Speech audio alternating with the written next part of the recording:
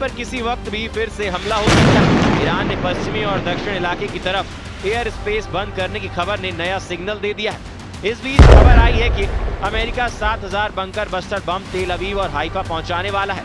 इसलिए सवाल उठ रहा है कि क्या ईरान के खिलाफ दूसरा युद्ध शुरू हो चुका है।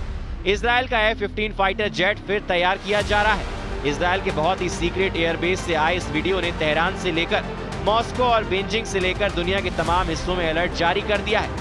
खबर पक्की बताई जा रही है क्योंकि पश्चिम एशिया में नया खौफ बहुत बड़े सवालों के साथ पैर पसार रहा है। क्या इजराइल और ईरान का युद्ध फिर शुरू होने जा रहा है? क्या हमला जुलाई महीने में किसी वक्त शुरू हो सकता है? और इस बार ईरान और इजराइल के युद्ध को कोई नहीं रोक पाएगा। क्या ईरान पर बमबारी के लिए डोनाल्ड ट्रंप ने नेतन्याहू का हथियार गोदाम फुल रिचार्ज कर दिया है? क्या जुलाई में नेतन्याहू की एयरफोर्स फिर एक्टिव होगी?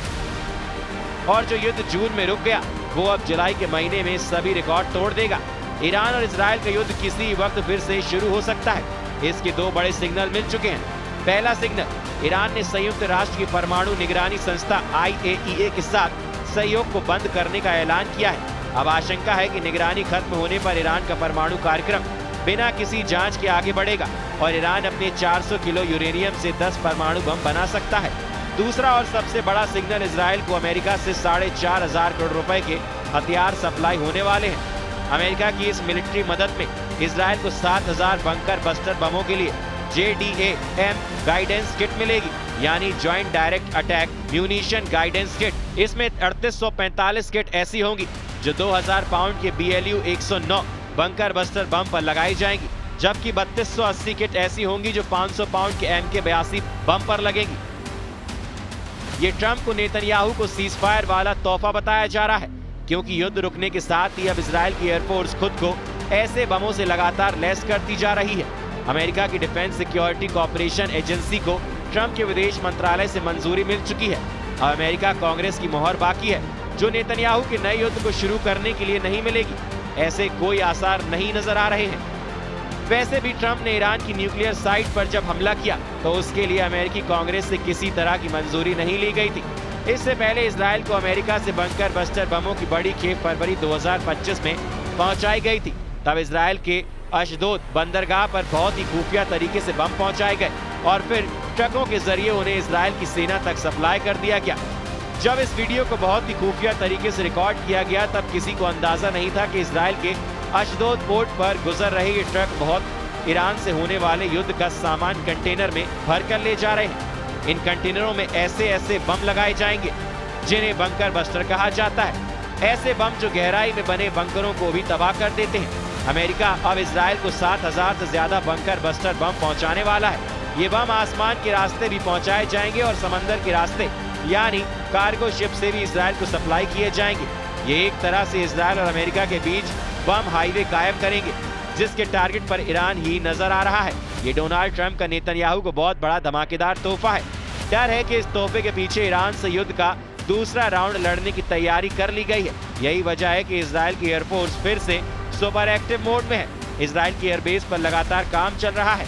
ये है अमेरिका से सप्लाई किया गया MK84 बंकर बस्टर बम। इसी बम से इजराइल ने अब तक गाजा के कोने कोने को मिट्टी में मिलाया है और ईरान पर भी ऐसे ही बमों से हमले किए गए हैं। लेकिन जुलाई को लेकर ट्रंप और नेतन्याहू की जो तैयारी है वो एक लंबे युद्ध की तरफ इशारा कर रही है।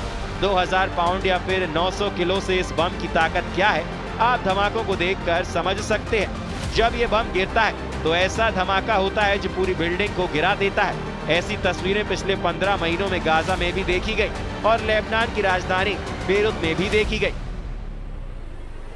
फरवरी में अमेरिका ने इजराइल को ऐसे 10,000 बम सप्लाई किए।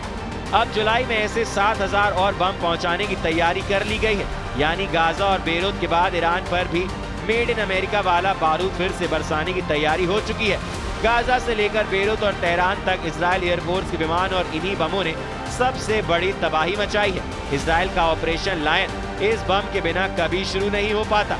ये बात नेतन्याहू और उनकी फौज बहुत अच्छी तरह से जानती है। अब सवाल है कि BLU 109 बम और MK82 या कहें कि मार्क 82 बम क्या ताकत रखते हैं। ये बम कितना बड़ा धमाका करते हैं, इनकी फायर पावर और दुश्मन के टुकड़े टुकड़े करने वाली थ्योरी क्या है। ये ऐसे बम हैं जो विमान से गिराए जाने के बाद अंडरग्राउंड बंकर तक पहुंचते हैं। इससे ऐसा धमाका होता है जिसकी वजह से इन्हें बंकर बस्टर बम कहा जाता है। जब मार्क 82 बम फटता है तो 15 मीटर चौड़ा और 11 मीटर गहरा गड्ढा करता है। ये बम 3.5 मीटर मोटी कंक्रीट की चीर कर बंकर में बैठे दुश्मन को खत्म कर सकता है। अगर बंकर लोहे का हो तो ये 38 सेंटीमीटर मोटी मेटल की दीवार को भी भेद सकता है। अब सोचिए कि 500 पाउंड का बम अगर ऐसी तबाही मचाता है तो 2000 पाउंड का बम तो 4 गुना ज्यादा तबाही मचाता होगा। इजराइल की एयरफोर्स ने 650 दिनों तक गाजा पर बम गिराए हैं। 12 दिन बमबारी ईरान पर भी की गई और ऐसे मिशन में अमेरिका के ही बंकर बस्टर बम इस्तेमाल किए गए हैं। अब ईरान से युद्ध का दूसरा बड़ा सिग्नल तेहरान की सरकार का बहुत बड़ा कदम बताया जा रहा है। ईरान के राष्ट्रपति मसूद ने IAEA से रिश्ते तोड़ने का ऐलान किया है। ईरान ने यह फैसला इजराइल और अमेरिका के हमलों को देखते हुए लिया है, क्योंकि ईरान के परमाणु ठिकानों को टारगेट किया गया है और ईरान की तरफ से ऐसा फैसला लिया जाएगा, इसकी पूरी उम्मीद थी। उधर ईरान मीडिया का दावा है कि इंटरनेशनल परमाणु ऊर्जा एजेंसी से सहयोग निलंबित करने का कानून लागू करने के लिए जारी किया गया था। राष्ट्रपति ने इसी लागू करने के लिए कानून का ऐलान किया है। पिछले हफ्ते संसद में इस विधेयक को कानून के रूप में पारित किया गया और अब बाद में गार्जियन काउंसिल ने इसे मंजूरी दी है। ईरान के इसी बड़े फैसले ने अमेरिका और इजराइल को फिर से एक्टिव कर दिया है, क्योंकि IAEA की निगरानी बंद होने का मतलब है कि ईरान के परमाणु कार्यक्रम पर अब अंतर्राष्ट्रीय निगरानी बंद रहेगी। ईरान का दावा है कि अमेरिका और इजराइल के हमलों ने पश्चिम एशिया में अंतर्राष्ट्रीय कानून की धज्जियां उड़ा दी हैं और अब ऐसे किसी कानून पर यकीन नहीं किया जा सकता जो अमेरिका और इजराइल के हितों को न सिर्फ साध रहा है बल्कि उनकी साजिश का हिस्सा बन रहा है। 13 जून को इजराइल ने ईरान पर हमला किया था। ये हमले 12 दिन तक चले और इस दौरान इजराइल ने ईरान के टॉप कमांडरों से लेकर उसके बहुत ही खास वैज्ञानिकों पर हमले किए। 12 दिनों के युद्ध में इजराइल की एयरफोर्स ने करीब 900 टारगेट्स पर बमबारी की। इसमें 1500 जगह ऐसी थी जहां करीब 4500 बम गिराए गए। इन हमलों में 370 स्ट्राइक लड़ाकू विमानों से की गई, जबकि बाकी हमले ड्रोन से अंजाम दिए गए। इसमें कोई शक नहीं कि ईरान के आसमान में इजराइल की वायुसेना की पूरी मनमर्जी चली। नेतन्याहू के ऑर्डर पर तेहरान से लेकर तबरीज और इस्फहान से लेकर खुरामाबाद तक इजराइल के बंकर बस्टर बमों ने ईरान के हर डिफेंस को चारों खाने चित कर दिया।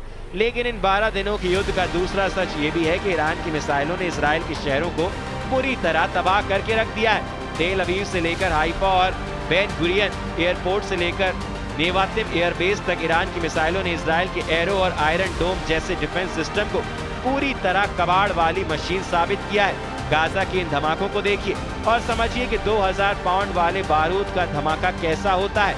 ऐसे ही बमों ने गाजा को आज मलबे से भरे मैदान में तब्दील कर दिया है, जहां बहुत कम इमारत बची है और लाखों लोग टेंट में रहने के लिए मजबूर हैं। अमेरिका की news agency the associated press की खबर है कि गाजा में मदद पहुंचाए जाने के दौरान जो अमेरिकी सुरक्षा कर्मी गाजा में मौजूद हैं, वो लोगों पर गोलियां चला रहे हैं। गाजा में लगातार बमबारी की वजह से 57,000 लोगों की मौत हो चुकी है। हजारों लापता हैं और इस वक्त गाजा में जो रसद मदद के तौर पर पहुँचाई जा रही है वो डिस्ट्रीब्यूशन सेंटर का टारगेट बन चुके हैं।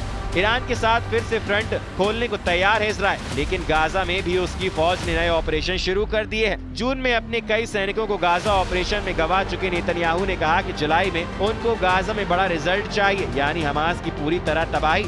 ये वीडियो इजराइल की विफर ब्रिगेड का है, जो इजराइल की सबसे बड़ी सैन्य टुकड़ी है।